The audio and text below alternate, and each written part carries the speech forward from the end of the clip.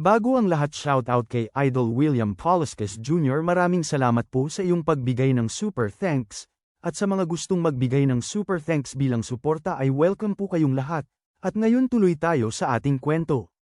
Nang inalok ni Yen Ing ang lalaki ng 800 credit points para sa kanyang Wind Eagle ay hindi siya makapaniwala dahil ang mga C-Level 1 ay hindi kikitain ng ganitong halaga sa loob ng isang taon, kaya malinaw na ang tao na gustong bumili ng kanyang Wind Eagle ay isang big shot, upang mas mapataas pa ang presyo nito ay kailangan na hindi muna siya papayag. Kaya agad nag-send message itong lalaki sa ating bida na 700 credit points pero agad niya itong binago na 1,000 credit points. Nang nakarating na kay Yen Ing ang mensahe ay nakaramdam siya ng inis dahil sinusubukan pa raw ng tao na ito na mas pataasin pa ang presyo. Pero agad siyang ngumiti dahil masyado raw malamya ang reaksyon ng tao na ito. Inis na nag-send ng message si Yen Ing na sa nakita raw niya sa lalaki na nagbebenta ay isa lang siyang level 1. Ano raw ba ang kanyang ginagawa, bakit pa siya nakikipaglaban para lang sa Wind Eagle? Malamang ay nakita lang niya ito sa kagubatan. At nakaramdam ng kaba ang lalaki nang dumating na sa kanya ang mensahe ni Yen Ing na baka hindi nabilhin ng ating bida ang kanyang Wind Eagle, dahil sinabihan siya ni Yen Ing na kung inaakala raw ba niya na interesado siya sa Wind Eagle kaya sumubok pa siyang magmanipula kahit hindi pa niya alam kung ano talaga ang tunay na presyo nito sa market. Kanina ay nagmamadali lang siya pero ngayon ay hindi na. Kung ayaw niyang makipagkasundo ay itago na lang niya ang Wind Eagle. Dahil dito ay wala na lang ibang nagawa ang lalaki kung hindi pumayag na kanyang ibenta ang Wind Eagle sa halaga ng 800 na credit points. Sa biglaan na pagpayag ng lalaki na ibenta na lang ang Wind Eagle sa ganoon na presyo ay nabigla si Yen Ing dahil inaakala niya na makikipagtalo pa sa kanya ang lalaki, marahil daw na masyadong nagmamadali ang tao na ito na may benta ang Wind Eagle. At nagulat ang lalaki dahil nagpadala sa kanya ng mensahe si Yen Ing na nagbago na raw ang kanyang isip, dahil 400 na credit points na lang ang kanyang makakayang ibigay. Kapag hindi raw niya ibenta ang Wind Eagle ay mayroon naman ibang tao ang gustong magbenta pa sa kanya. Kaya wala na lang ibang nagawa ang lalaki kung hindi ang umiyak at kanyang tinanggap ang alok ni Yen Ing na 400 na credit points. Nang naglakad na si Yen Ing ay naalala niya ang mga sabi-sabi na itong dungeon na kanyang pupuntahan ay kakaiba kumpara sa mga combat dungeon, dahil wala pa raw nakakuha ng 3S na rating dito. Ang dahilan lang raw kaya wala pang nakakuha ng ganoon na rating dahil ang test mismo sa dungeon na ito ay hindi combat type kundi psychic test. Doon ay nagtanong ang system sa ating bida na kung gusto raw ba niyang pumasok sa education center para sa mga kabataan. Na agad naman na pinindot ni Yen Ing ang yes bilang pagsang-ayon, kanya raw sasamantalahin ng pagkakataon na ito para subukan kung gaano kalakas ang kanyang katawan. Nang nakapasok na si Yen Ing sa loob ng dungeon ay nang pagtingin niya sa buong paligid ay nagtataka siya kung bakit halos kulay pula ang buong kalangitan. At napansin din niya sa kanyang harapan na mayroong mga iilang tao ang sumubok. Kaya nasabi niya na bukod pa raw sa kanya ay mayroon pa palang ibang tao dito sa loob ng dungeon. Ang kabataan na pumasok sa dungeon kasama ni Yen Ing ay sila Fang Yuan, Liang Tengfei at si Huang Xia. At napahawak din itong si Huang Zua sa kanyang ulo sa sobrang sakit at napansin din itong nagngangalang Liang Feng na kakaiba daw itong dungeon, dahil pati ang kanilang pag-teleport ay kakaiba. Tinawag naman itong matanda na si Li Jiping ang mga kasama niya na mga kabataan na kanyang ipinakilala ang kanyang sarili, siya raw ay nasa peak ng level 1 ng willpower system. Tinanong din niya ang lahat na kung sila din daw ba ay katulad niya na mayroong willpower system. Pero nagalit lang itong si Liang Tengfei sa tanong ng matanda, wika pa niya na kung anong klaseng tanong naman ang kanyang tinatanong, maliban sa mga willpower system ay sino pa ba ang pipili sa mga ganitong level up mission. Na pinasangayunan naman ni Huang Xia ang sinabi ni Liang Tengfei, dahil alam naman nilang lahat na mahina ang kanilang combat system, hindi man lang nila kayang talunin ang isang ordinaryong mutant, kahit makipag-team up pa sila sa ibang nag-awaken ay hindi pa rin nila kakayanin na protektahan ang kanilang sarili. Pinahinahon naman sila nitong matanda, dahil tama naman ang kanilang mga sinabi, pero kahit mahina daw sila pagdating sa combat ay naniniwala siya na susubukan ng dungeon na ito ang kanilang willpower, kaya malaki ang kanilang tsansa na magtagumpay. Dahil dito ay agad na nakinig ang tatlo sa mga paliwanag ng matanda, wika pa ng matanda sa kanila na 2 ganitong dungeon na ang kanyang pinasukan, kaya ang maimungkahi lang niya sa kanilang lahat na siya ang manguna. Sa sandaling napagpasyahan na ng tatlo na ang matanda na ang manguna sa paggalugad sa dungeon ay tinawag ng matanda ang pansin ng ating bida na kanyang tinanong kung sang-ayon ba siya na ang manguna. Sumagot si Yen Ying na walang problema sa kanya, at nagmamadali din siya ngayon kaya maaari na ba silang magsimula. Doon ay nag-anunsyo sa kanilang lahat ang system na ang misyon ay na-activate, kinakailangan na kanilang hanapin ang multo na nakatago sa Fanghua Middle School at kanila itong isil. Ang kanilang mission prompt number 1 ay alamin ang kinalalagyan ng multo na ito, at ang mission prompt number 2 ay huwag maniwala sa kasinungalingan. Ang mission prompt number 3 ay kapag na-activate na ang sealing talisman ay kinakailangan na tamaan nito ang multo. Kapag sumablay at hindi nito tamaan ang multo na target ay ituturing na bagsak ang misyon. Sa sandaling nalaman nitong tatlo kung ano ang kanilang misyon ay masyado silang natakot dahil isang multo ang dapat nilang hanapin. Talaga raw ba na mayroon pang ganitong misyon sa mundo? Pero makikita lang itong matanda na siya ay ngumiti na kanyang pinahinahon ang lahat, huwag raw silang magpanik. Ipinaliwanag pa niya na tinatawag itong multo pero ang totoo ay isa lang itong willpower ng isang tao na nag-contaminate ng psychic energy bago siya namatay. Sa katunayan isa lang itong uri ng willpower attribute, pero ang multo na ito ay isa pa rin makapangyarihan, hindi lang nito kayang protektahan ang sarili mula sa pisikal na pinsala, kaya din itong kontrolin ang willpower ng ibang tao. At ayon din sa kanilang unang mission prompt ay kinakailangan nilang libutin ang buong building at maghanap ng mga clue, at kapag nakita na nila ito ay huwag sila agad na kumilos, kailangan na tumakbo kaagad sila at humingi ng tulong sa kanya dahil mayroon siyang paraan para harapin ito. Inihayag din sa kanila ng matanda na ngayon ay kinakailangan na nilang maghanap ng clue sa mga silid-aralan, doon sa teacher office maging sa iba pa, at dapat nahatiin din nila ang kanilang grupo sa 3 bilang. Ang babae ay alam niya na walang kakayahan kaya sasama siya sa kanya, si Teng Fei naman ay silang dalawa ni Fang Yuan ang magkasama, samantalang si Yen Ying ay siya lang mag-isa. Kapag sila ay mayroong natuklasan ay dapat agad itong ipaalam sa lahat, huwag nilang itago ang lahat ng impormasyon. Makalipas ang ilang sandali ay makikita si Yen Ying na kanyang sinaliksik ang archive ng paaralan. Dito ay nakita niya sa sahig ang isang pirasong papel, kaya nagtataka siya na ang lugar daw na ito ay walang laman. Maliban na lang nitong piraso ng papel. Nakasulat din sa papel na si Teacher Tao ay ang suspect sa pagmaltrato kay Wang Fang at si Wang Fang ay pinatay ang guro at sa kalaunan ay nagpakamatay. Pero nabigla si Yen Ying dahil bigla na lang lumitaw sa kanyang itaas ang isang multo, makikita ang multo na ito ay sumisigaw na nagbabaka sakali na kanyang matakot si Yen Ying. Dito lang din napagtanto ni Yen Ying na ang multo na ito ay isang babae, siya ay si Wang Fang. Kaya upang turuan ng leksyon ang multo ay agad na ginamit ni Yen Ying ang kanyang willpower. Kasunod ay seryoso na inihanda ni Yen Ying ang kanyang sarili upang atakihin ang multo.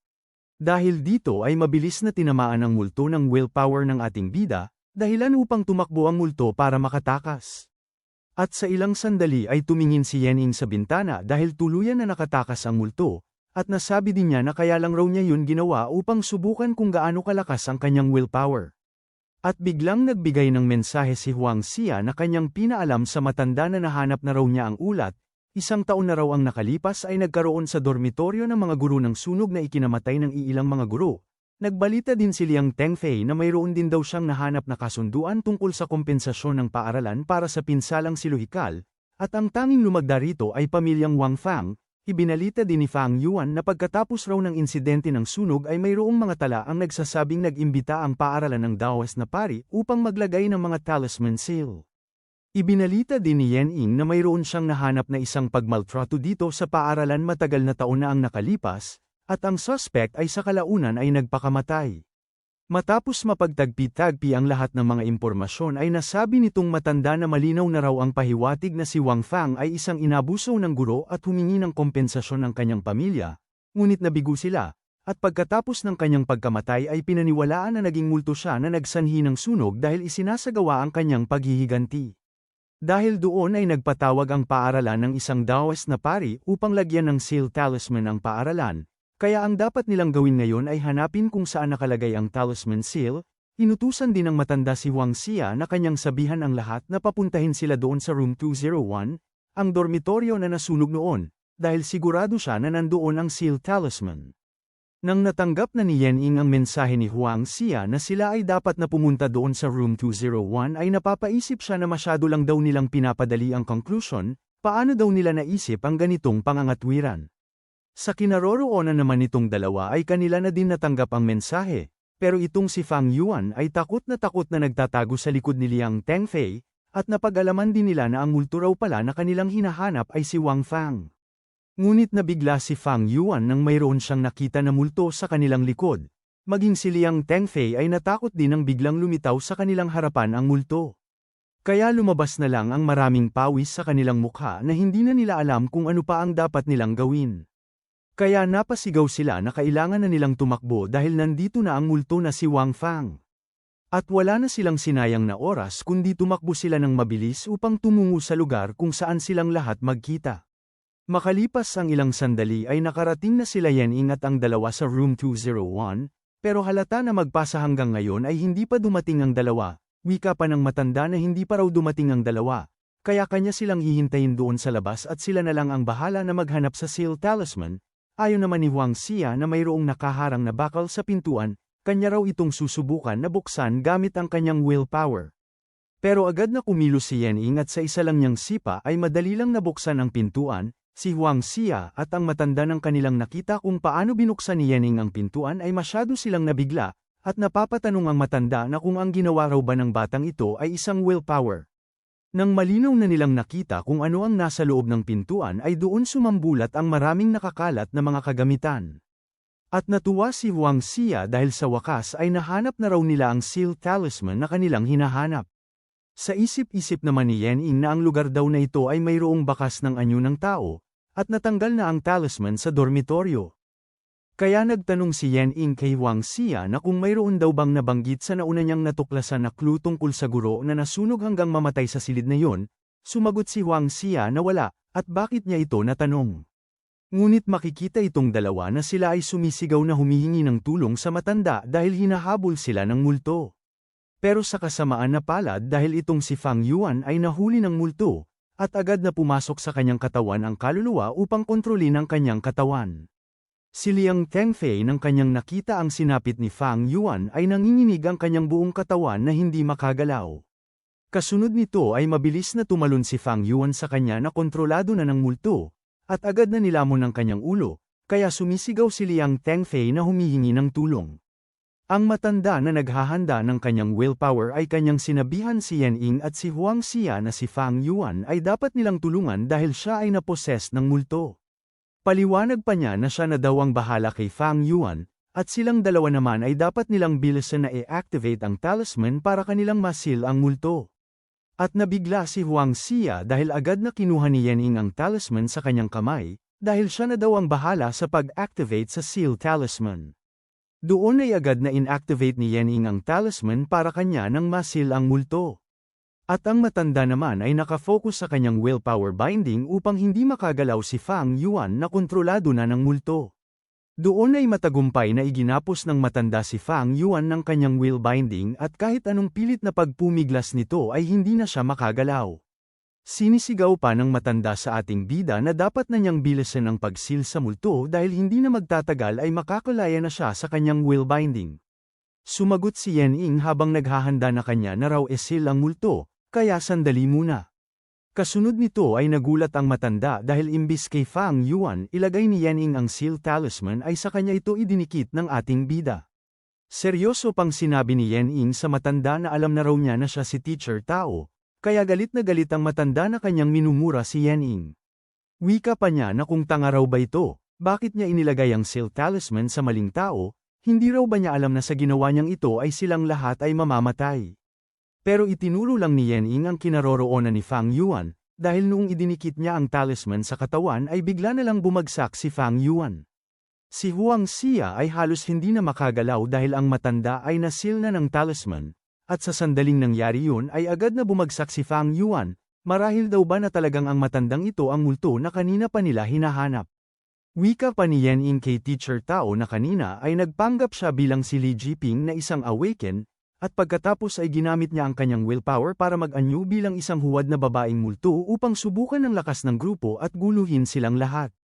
Ang una ay siya na si Yening ang kanyang sinubukan, pero nang napagtanto niya na mahirap siyang kontrolin ay ibinaling niya ang kanyang atensyon kay Fang Yuan na mas mahina ang willpower. Inaamin niya na mukhang sinapian si Fang Yuan pero ang totoo ay kinontrol lang niya ang willpower ng tao na ito. At pagkatapos ay nagpanggap siya na nakipaglaban sa multo, at paulit-ulit niyang sinabi na dapat na isil ang multo na si Fang Yuan, Habang magulo ang lahat ay sinamantala niya ang pagkakataon para hindi sila magtagumpay sa misyon at hayaan ng system ang umubos sa kanilang lahat.